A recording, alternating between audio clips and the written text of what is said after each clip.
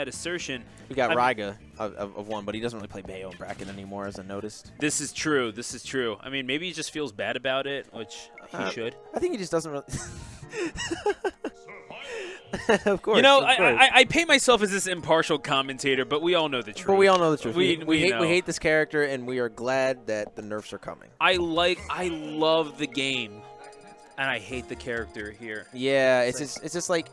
Seriously, play Bayonetta. It's so delightful. It's just like the thing about Bayonetta is like she's not so over-centralizing that everyone's just playing her. She's over-centralizing enough, though, that she shifted the meta to mostly set play. That's true. I mean, there was one point, in some hot minute, it was at SF3, where basically top 8 was all Sagats. Yes, because Sagat was ridiculous in that game.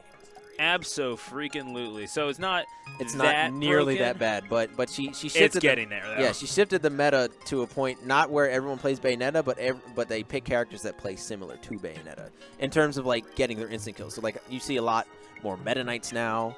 You see a lot of other characters with ladder combos, stuff like that. Yeah. You see a lot more set play. I mean, Juice is one of the best ZSSs on the East Coast. Oh, of course, so. yeah.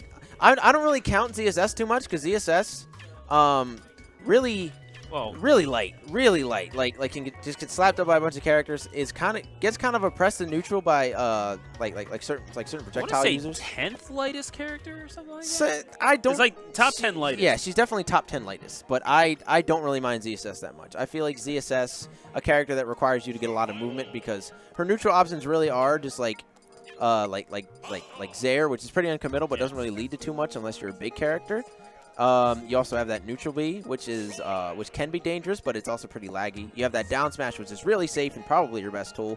And you have her extremely laggy grab, where if she goes for it, just the grab and misses it, she's probably going to die. Yeah. I mean, all of her options are out of punish, but yeah. Either way, here's Punching Bag playing as Falco against Roy's Avocado being played by Roy. It's one of those two. Just switch that around, folks. Okay, yeah. Right. So Avocado for Smash, folks. All right, yeah. So Avocado was on the mic with me earlier. Ugh. Yeah, and he really does like Roy, but he hasn't played this game pretty actively in a while. He didn't really get too many results either, but he definitely like knows how Roy works. He really likes Roy as a character, but he thinks Roy is bad. So like that might affect his competence level a little bit.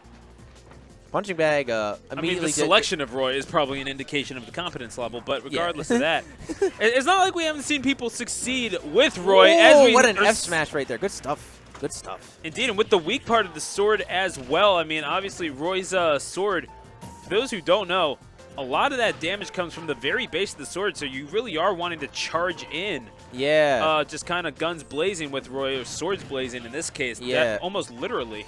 Yeah, it's kind of a little weird though, because a sword character is pretty infamous for their spacing, but Roy, a character that you just gotta go hard in the paint.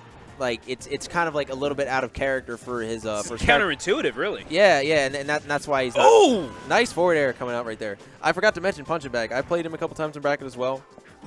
Solo Falco main, if I remember correctly, or at least the last time I played him, he was. And his Falco is pretty alright. He goes for a little bit too many like hard committal options when Falco is a character that you really can't do that with because he's light and he doesn't have a good recovery, so it's just really dangerous in general. Oh, no. Well, speaking of poor recovery. Gets burnt and dies. That's unfortunate.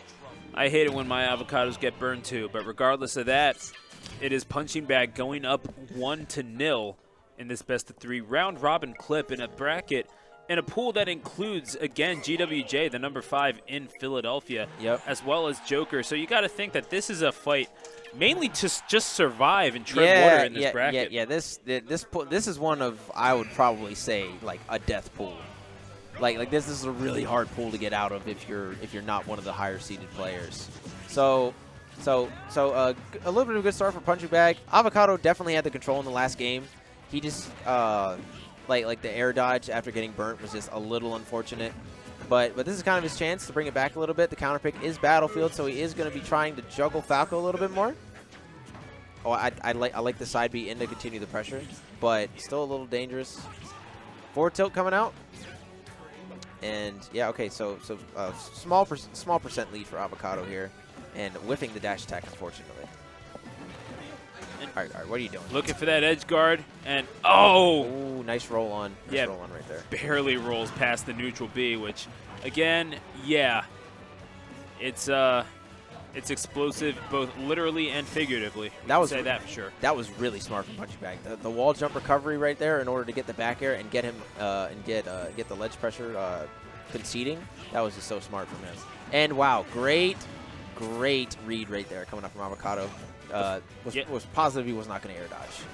Absolutely, the forward air coming through for Avocado and getting the first kill of this matchup. However, Punching Bag coming back incredibly strong. I mean, he's not afraid to meet Roy in the air, and why should you be? Not really the best character in the air, and Punching Bag knows it. Oh, absolutely. He's doing everything right at the moment.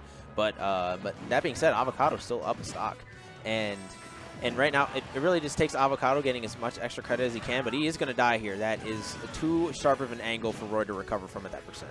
Yeah, that down smash doing just enough to get the kill. The question is now, can Punching Bag finish the job? Can definitely pile on the damage. We have seen that for sure, but might not get another one of those miracle hit forward airs like we saw last He's going to high recover again just to make sure he can get back onto the stage. Up air to back air. Almost gets that forward air follow-up, but not quick enough on the draw. He's going to get a jab. Tries to read the tech in place with the F smash, and that probably would have killed even on Battlefield.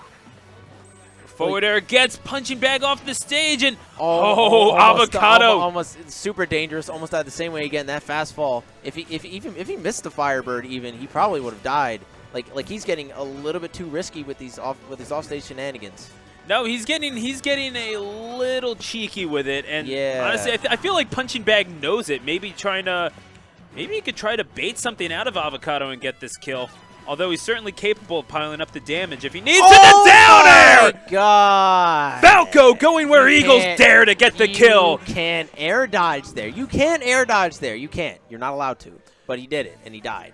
Well, yeah, that's apparently how that shakes out. Punching Bag, holy smokes, not aptly named after that 2-0 victory, but regardless, those are points that are vitally needed in this pool. Yeah, that was a super unfortunate game one right there, and I think Avocado might have just lost his mind. I feel like he did have the control in game two a little bit, but then he kind of just fell apart after he almost killed himself again near the end of that second game. Folks, coming up next.